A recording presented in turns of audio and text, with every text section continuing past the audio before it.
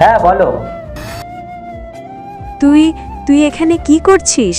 আর আমার ঘরে তুই আমাকে না বলে কেন ঢুকেছিস? মা, আমার খুব জোরে খিদে পেয়েছে।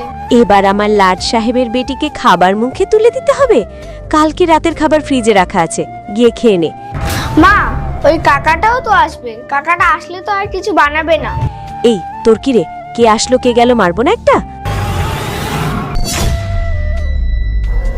এখানে কি করছে? আরে আমি কতবার বলেছি আমার ঘরে জিজ্ঞাসা না করে আসবি না, তাও মা মা করে চলে আসবি। তুমি বাবার সাথে ভুল করছো। আমি আমার বাবাকে সব বলে দেব।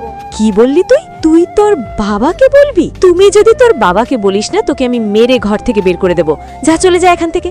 কোনো কোনো সময় আমার এত ভয় লাগে না, পূজা যদি ওর বাবাকে সব বলে দেয়।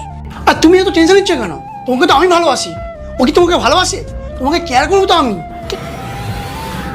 এরপর কি হলো সেইটা দেখার আগে এই দুইটা ছবির ভিতর থেকে যে কোনো একটা ছবিকে ভালোবেসে থাকলে ভিডিওতে লাইক করে চ্যানেলটি সাবস্ক্রাইব করে দাও। আর যদি না করো তাহলে আমি বুঝবো তোমরা ছবি দুইটাকে ভালোবাসো না। আর কমেন্টে লিখে দাও আমি।